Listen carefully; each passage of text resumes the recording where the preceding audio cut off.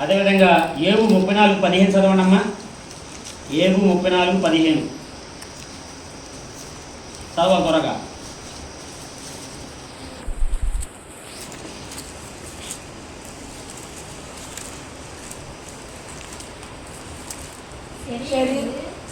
శరీరులందరూ ఏకముగా చూసారాయుడు శరీర ఆశ కలిగిన ఏకంగా ఏమైపోతారు? నశించిపోతారు. అమ్మును ఏమైపోయాడు? నశించిపోయాడు. కాబట్టి నువ్వు నేను నశించుకుండాలంటే నువ్వు ఎక్కడ రావాలి? ఇంత పాట పడంగా ఎక్కడ రావాలి? సిలువు చెంతకు మనం ఏం చేయాలంట? ఎక్కడ రావాలి చెప్పండి? సిలువు చెంతకు రావాలి. రెండో చూసుకుంటే మొట్టమొదటి శరీరాశ, రెండోది ఏంటి? నేత్రాశ. చూడండి ఆదికాండం 34:1 ఆదికాండం 34:1 చదవండి అందరూ.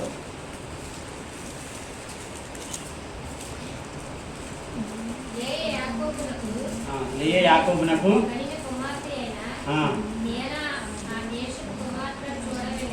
అక్కడ ఏమైంది? ఏమి వెళ్ళింది చూడండి. అక్కడ ఏం రాశాడు? చూడ వెళ్ళాను. ఏంటంట? మాట్లాడాలి అందరూ. ఏం చేసిందామే? చూడ వెళ్ళాను. మనము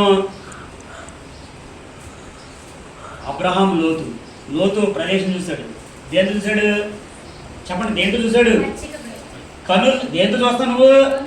మన శరీరంలో ప్రధానమైనది ఏంటి? కన్నే. ఏంటంటే ప్రధానమైనది ఏంటి? కన్ను. కాబట్టి కన్నుతో చూశాడు. కన్నుతో చూసినప్పుడు అది ఎలా ఉంది? రమ్యంగా ఉంది, చక్కగా. అలాగే మరి ఒక ఆమె చూసింది మొట్టమొదటి. ఎవరామె? అవ్వ. ఎవరంట? ఆ పండు ఎలా ఉంది?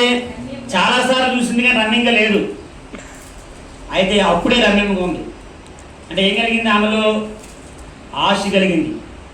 ఈ కళ్ళుకి ఏం కలిగిందంట? ఆశ కలిగింది. కాబట్టి ఈ కళ్ళు ద్వారా పాపం చేస్తున్నాము. కళ్ళు ద్వారా ఏం చేస్తున్నారు? పాపం చేస్తున్నారు. చూడండి అందుకునే అక్కడ ఏమైందంట చూస్తే చూడండి 2వ వచనము.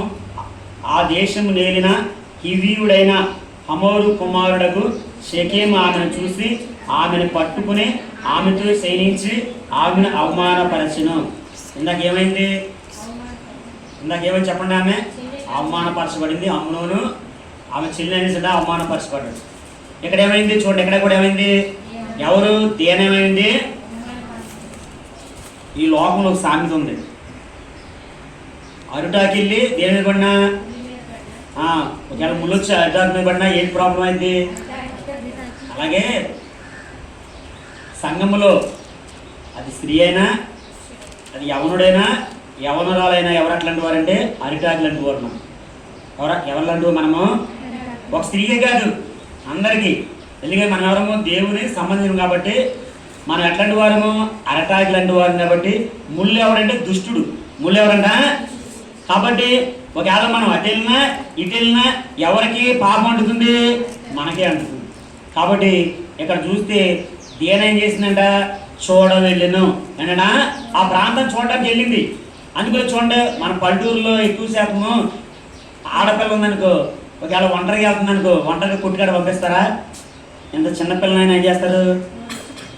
జతకి పంపిస్తారు. ఎందుకు పంపిస్తారు? జతకే పంపిస్తారు. అంటే తోడు ఉండాలని. ఏముండాలని? తోడు ఉండాలని. అలాగే మరి ఒంటరిగా వెళ్ళిందా? 2-3 కలిపి వెళ్ళిందా? అంటే ఆమె అన్నదమ్ములు ఉన్నారు. ఆమె ఆడ స్త్రీ ఎవరో ఆడపిల్ల ఆమె ఒకతే కదా. ఆమె ఒక్కతే వెళ్ళింది. అప్పుడు ఏమైందంట? అవమానపరచబడింది. ఏంటంటే అవమానపరచబడింది. అందుకనే మనం కన్నులతో చూసి, అందుకని మత్తయి సువార్త ఏంటి? నీ దేహం దీపానికి ఏంటంట?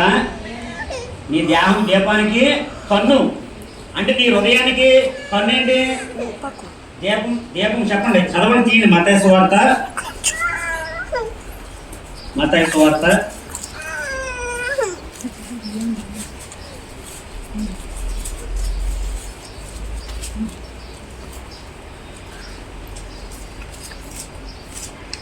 6వ అధ్యాయము 22వ చదవండి. నీ దేహమును దీపము కన్నే గనుక నీ కన్ను తేటగా ఉండినలా నీ దేహమంతియు వెలుగుమయమై ఉండెను. నీ కన్ను చెడినదైతే నీ దేహమంతియు చీకటమై ఉండెను. అంటే చూడండి, నీ కన్ను చెడదైతే ఏది చీకటైపోతుంట? మన శరీరాశి గురించి. అంటే శరీరంలో ఉండే కన్ను ఉంది. ఈ శరీరం ఆశ కలిగి ఉంది కాబట్టి కన్ను కూడా ఆశ కలిగింది. ఒకవేళ నీ కన్ను చెడ్డదైందనుకో దేన్ని చీకటి చేస్తుంది? హృదయాన్ని. హృదయంలో ఎవరున్నారు? పరిశుద్ధాత్మ నీ హృదయం ఎవరైనా చెప్పండి ఉన్నారా? అంటే నువ్వు ఒకవేళ నీ కన్ను సరిగ్గా చూడలేదనుకో, నీ కన్ను పాపం చూసిందనుకో, ఎవరిని దుఃఖపరుస్తున్నావు? పరిశుద్ధాత్మను దుఃఖపరుస్తున్నావు. అందులో నీకు ఏమొస్తున్నప్పుడు భ్రష్ట మనసు వస్తుంది. ఏమొస్తుంది నీకు? అప్పుడు నువ్వు ఏమైతావు? పాపానికి దోషాలు అవుతున్నావు. పాపానికి దోషాలు నువ్వు దోషాలు అవుతున్నావు. దేనివల్ల? మన కన్ను వల్ల. దేనివల్ల? కన్ను వల్ల. అందుకని సరైన కన్నులు కావాలి. ఏం కావాలి? సరైన కన్నులు కావాలి, సరైన చూపులు కావాలి. ఎందుకంటే కొన్నాళ్ళు చూడు వాళ్ళ చూపులు బాగాలేదన్నాము. చూపులు కొన్న బాగుంటాయా? చెప్పండి. ఇల్లు కట్టుకుంటే కొంతమందికి మంచి ఇల్లు కట్టుకున్నారు, అక్కడ ఒక బొమ్మ పెడతారు. ఎందుకని అంటే దిష్టి తగలకుండా, కను దిష్టి తగలకుండా. మరి నీ కను దృష్టి ఎలా ఉంది? దేవుళ్ళలో నీ కను దృష్టి ఎలా ఉంది ఆలోచించండి ఒకసారి. మనం ఒక నిమిషం రాయటం మానేసి నీ కను దృష్టి దేవుళ్ళో ఎలా ఉంది? స్కూల్లో పుస్తకాలు రాస్తాం, తెర చూస్తే పాస్ మార్కులు కానీ పేరు కానీ లేకపోతే మంచి మార్కులు వస్తాయండి. ఇక్కడ రాసిన రాయటం పాఠం కట్టండి. మన కను దృష్టి ఎలా ఉంది మనం ఏం చేయాలి చెప్పండి? ఈ పరీక్షించుకోవడానికి ఎన్ని మీటింగ్లు పెట్టింది? ఎందుకు వచ్చి ఎన్ని పెట్టిన మీటింగ్లు? పరీక్షించుకోవడానికి. చూడండి నీ కను దృష్టి ఎలా ఉందో. ఎందుకని అని చూసుకుంటే సామెత 4:16 చదవండి. సామెత 4:16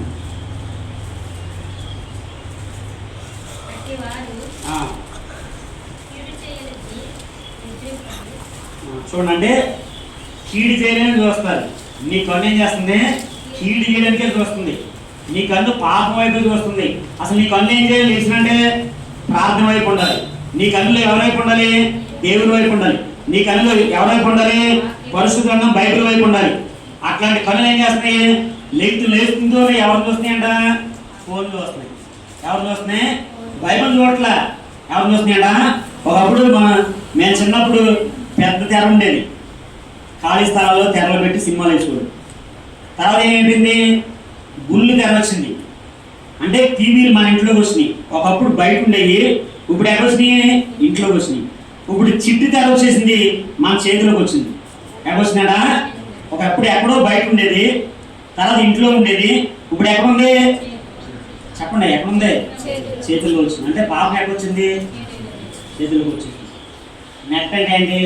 ఇంటర్నెట్. నెట్ అంటే ఏంటి? వల. అంటే సాధన ఏం చేస్తున్నాడు? విసిరుతున్నాడు. అంతే. జాలరి చేపలు వల విసిరినట్టు నీ మీద నా మీద ఏం చేస్తున్నాడు? వల విసిరుతున్నాడు. ఎక్కువ మంది వల్ల ఏమైపోతున్నారు? పడిపోతున్నారు. వల్ల ఎక్కువ మంది పడిపోతున్నారు. అంటే దీంట్లో సాధన అంటే దుష్టుడి సంబంధాలు అయిపోయారు చాలా మంది.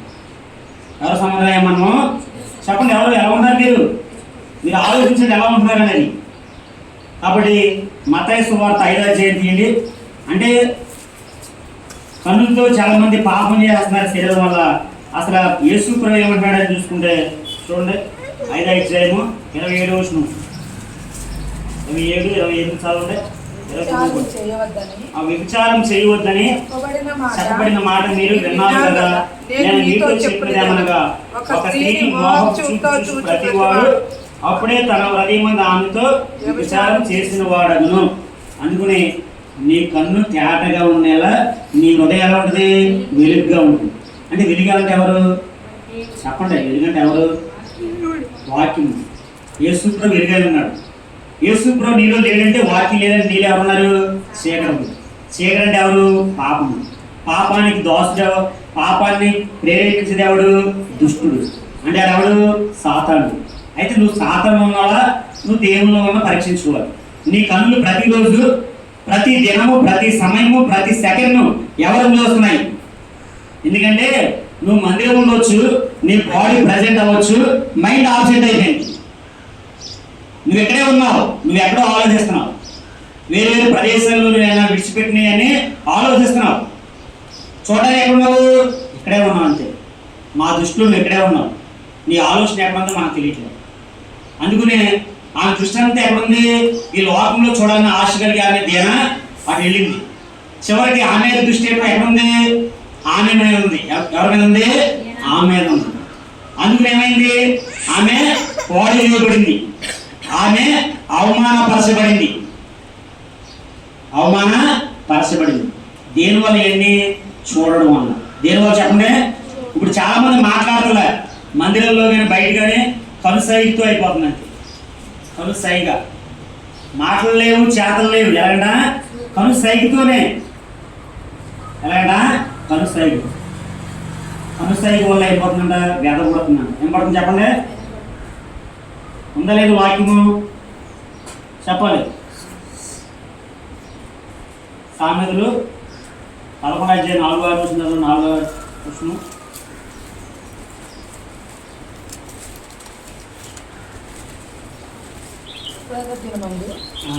ఆస్తి అక్కరకు రాదు, నీతి మరణం నుండి రక్షించును.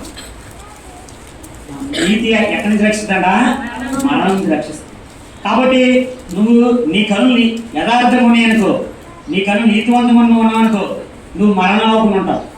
ఎందుకంటే నీ కన్నుల ద్వారా నువ్వు పాపాన్ని తెచ్చుకున్నావు. నీ కన్నుల ద్వారా నువ్వు ఏం చేస్తున్నావు? మరణానికి పాత్రుడు అవుతున్నావు. చూడండి, పాపం అనేది ఎక్కడి నుంచి వస్తుంది? కంటి నుండి ఎక్కడికి వెళ్తుంది? మనసుకి వెళ్తుంది, హృదయానికి వెళ్తుంది, శరీరం అంతా వెళ్తుంది. మరియు కంటి నుండి వచ్చి పాపం అనేది ఎక్కడి నుంచి పోవాలి? కంటి ద్వారానే పోవాలి. కంటి ద్వారానే పోవాలి. ఎందుకని అని చూసుకుంటే, అంటే కంటి ద్వారా ఎలా పోతుంది అంటే, ఎప్పుడైతే నీ హృదయం పశ్చాత్తాపడిందో అది మనసుకు వస్తుంది. మనసు నుండి కన్నీరు వచ్చి కంటి నుండి ఏమొస్తాయి? నీళ్ళు వస్తాయి. అంటే పశ్చాత్తాపం వస్తుంది. అందుకు యేసు ప్రభువు ఆలోచించింది, వచ్చి ఏం చేసింది చెప్పండి? కన్నీటి విడిచింది. ఏమొచ్చిందా? కన్నీటి విడిచింది. అప్పుడు యేసు ప్రభువు అన్నాడు, అమ్మ నన్ను విస్తారంగా ప్రేమించా కాబట్టి నీ విస్తారమైన పాపాలు క్షమించబడి ఉన్నవి. అంటే నువ్వు వచ్చి కన్నీటి విడిచావనుకో, నీ పాపం విషయమై ఒకవేళ నువ్వు ఏదైనా చూడవాలని చూసి ఎవరినొసలు ఏం చేస్తారు? తప్పక తొట్టిల్లుతారు. ఎందుకంటే దేవుని వాక్యం లేదు కాబట్టి. ఈ ఇంటర్మీడియట్ వయసులో వచ్చేప్పుడు ఏం చేస్తారు? అనేకమైన ఛానల్స్ ఉన్నాయి. యవనస్తులు వాటిని చూసి పాపానికి దోషలు అయిపోతారు. ఫోటోగ్రఫీలో కానీ లేకపోతే అనేక విషయాల్లో వ్యర్థమైన పుస్తకాల్లో కానీ చూసి మోహించి ఏంటంటే దేవుని వాక్యం చదవకుండా, బైబిల్ మీద శ్రద్ధ లేకుండా, దేవుని మీద శ్రద్ధ లేకుండా నీ ఆశ అంతా ఏమైపోతుంది? పాపముకి వెళ్ళిపోతుంది. కాబట్టి ఈ లోకంలో పరిస్థితులు అలాగే ఉన్నాయి. ఏంటంటే లోకం పరిస్థితులు ఉన్నాయి. దేవుని నమ్ముకున్నాం అంటున్నాం కానీ ఎక్కువ జైల్లో ఉన్నది ఎవరు? దేవుని నమ్ముకున్న పేర్లే ఉన్నాయి జైల్లో కూడా. అంటే ఏంటి? ఎవరికి దాసులు అయిపోయారు? పాపానికి దాసులు అయిపోయారు. కాబట్టి నువ్వు దేవునికి దాసులు అవ్వాలని దేవుడు కోరుకుంటావు. ఎవరికి? దేవునికి దాసు. దాసులు అంటే ఎవరు? కుమారుడు. దాసులు అంటే ఎవరు? దేవుడు కుమారుడు. కాబట్టి నువ్వు యేసు ప్రభు కుమారుడే కుమార్తె ఉన్నావా పరీక్షించుకోవాలి. యేసు ప్రభు కుమారుడే కుమార్తె ఉన్నా మనం ఏం చేయాలంట? పరీక్షించుకోవాలి. కాబట్టి ఈ విధంగా ఒకవేళ ఉన్నామో లేదో మనం చూస్తే నిజంగా మనకు తెలిసిపోతుంది. అందుకనే ప్రసంగి 2:10 మీరు తీయట్లేదు కానీ అక్కడ ఒక ఆయన ఉన్నాడు, నాకు తెలుసు, సొలొమోను. ఎవరంట? ఆయన చిన్నప్పుడు ఏమడిగాడు? నాకు పరిపాలన చేయడానికి జ్ఞానం బుద్ధినేమన్నాడు. దేవుడు ఇచ్చాడు, ఐశ్వర్యం కూడా ఇచ్చాడు. అట్లాంటి వాడు 2:10 చదవండి. సామెతలు ప్రసంగి 2:10. తన కన్నులు ఏం చూస్తున్నాయో? నా కన్నులు ఆశించిన వాటిలో చూడు. తన కన్నులు నిర్బంధం చేసుకోలే. అంటే ప్రతి దాన్ని ఏం చేస్తున్నాడు? చూస్తున్నాడు. చూసి ఒక 1000 మందిని ఎంచుకున్నాడు. ఎంతమందిని? 1000 మంది. దేని ద్వారా? చూడడం ద్వారా. చూడడం ద్వారా శరీరం కలిగింది, ఆశ కలిగింది, పాపాలు దోషం అయిపోయింది.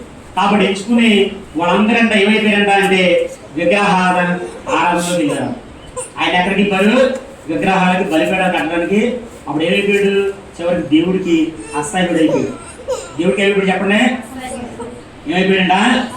చూడండి, మరి ఎవరు అసహ్యులు అవుతారంటే చూడండి ఒకసారి దేవుడి వాక్యం చూద్దాము.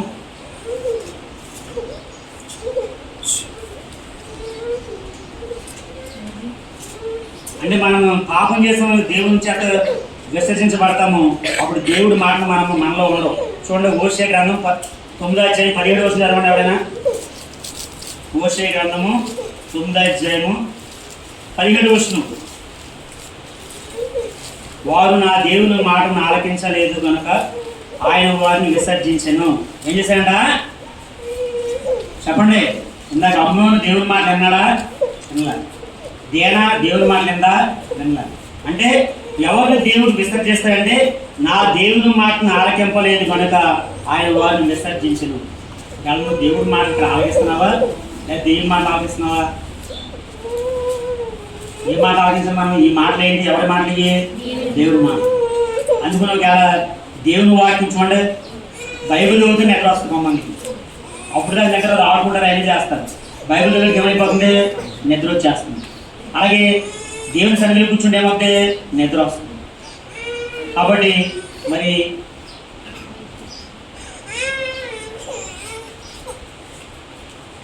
ఇంటికాడ నిద్రపోతారా? చెప్పండి. ఇక్కడ నిద్రపోతారా? ఫోన్ చూసుకోవడం కానీ క్రికెట్ ఆడడం కానీ అనేక ప్రదేశం చూసుకోవాలి. ఎక్కడ నిద్ర వస్తుంది చెప్పండి? మందిరం ఎలా ఉండదంటే చక్కగా పురుగు తీసే ప్రదేశం లా ఉంది మందిరం. కాబట్టి మన యొక్క ప్రసంగం ఏం చేద్దా? దేవుడు మంచి జ్ఞానం ఇచ్చి గొప్పని చేసి గొప్ప పేరు కూడా వచ్చింది అతనికి. చివరికి అలపోయాడంట, దేవుడికి అసహ్యుడిగా అయ్యాడు. అలాగే నువ్వు నేను కూడా దేవుని సన్నిధిలో ఉండి దేవుని వాక్యం చదవకుండా ప్రార్థన లేదనుకో, మన దేవుని దృష్టి మనం ఎలా ఉంటాము? అసహ్యులు ఉంటాం. అంటే దేవుడు మనం చూసేయంట, అప్పుడు ఎవరు సిగ్గుపడతారంట? దేవుడు సిగ్గుపడతారు. అవమానపరచబడేది ఎవరు? మనమే. ఒకవేళ నువ్వు అవమానపరచావా నీ కళ్ళు ద్వారా తీసుకుంటే నువ్వు పశ్చాత్తాపం రావాలి, క్రీస్తు సిలువు సెంతకు రావాలి. అప్పుడు దేవుడు ఏం చేస్తాడా? ఆ యొక్క పాపాత్మ స్త్రీని క్షమించినట్టు నిన్ను కూడా దేవుడు ఏం చేస్తాడు? క్షమిస్తాడు. మూడో చూసుకుంటూ చూడండి, నేత్రాశ. నేత్రాశ ఎక్కడుంది? లోకాసు వార్త 18వ అధ్యాయము 9-10 వర్షంలో ఉన్నాడు. చదవండి. ముగిద్దాము. తామే నీతిమంతులమని తాము నమ్ముకును. చూడండి, అంటే వాళ్ళు నీతిమంతులే కాదనట్లేదు. ఎవరు తూనీకిస్తున్నారంట? ఇతరులనే తూనీకేస్తున్నారు. ఇతరులు ఏం చేస్తున్నారు చెప్పండి? తూనీకరిస్తున్నారు. కాబట్టి శరీరాశ నేత్ర జీవడము అంటే హెచ్చించుకోవడం. నేనే ఎవరడా చెప్పండి?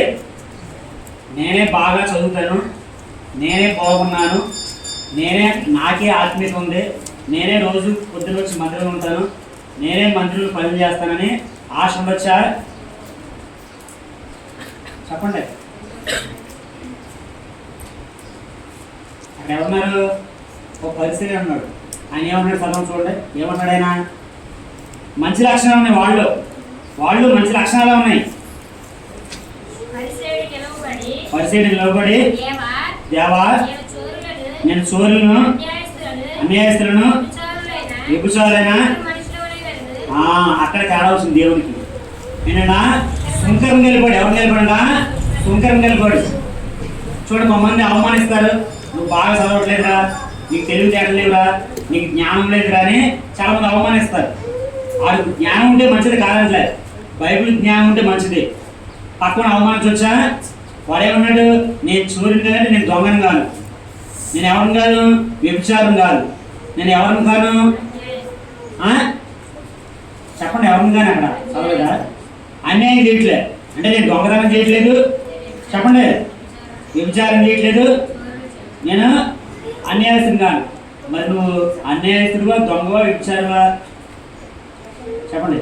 అన్యాయస్తుడు అంటే బైబిల్ రోజుకి ఒక 2-3 అధ్యాయాలు చదవాలి, రోజుకు ఒక 2.5 గంటలు చదవాలి. మరి దేవుడు సమయాన్ని దొంగిలిస్తున్నావా? నువ్వు దొంగవేగా. చెప్పలేని మాట్లాడుతుంటే క్రికెట్కి వెళ్తే పొద్దు నుంచి సాయంత్రం దాకా ఆడతారు. ఈ పిల్లలు ఆడపిల్లలు ఇంటికాడ కూర్చుని టీవీ, సీరియల్, సినిమాలు అన్నీ చూస్తారు. అన్ని సమయాలు మీకు నచ్చినవి అన్నీ చూస్తారు. మరి దేవుడి సమయాన్ని మీరు దొంగిలిస్తున్నారా లేదా? దొంగిలిస్తున్నారా? ఆ దొంగిలించే ముందు మీ సంఘంలో ఎవరైనా బాగోకపోతే వాళ్ళ గురించి ప్రార్థన చేయొచ్చు. యవనస్తులు పాడైపోతున్న ప్రార్థన చేయొచ్చు. సంఘంలోకి ఎలా ఏమైనా అక్రత ఉంటే వాడి గురించి ప్రార్థన చేయొచ్చు. అవన్నీ పడతాం మనకి ఇంటికి వెళ్తే. మందిరంలో ఉంటేనే పడతాయి. అన్నదమ్ములంట కూర్చుని రాత్రులు ఆలోచిస్తున్నారంట, తల్లికి గుడి చేయాలి. ఎప్పుడు? రాత్రులు.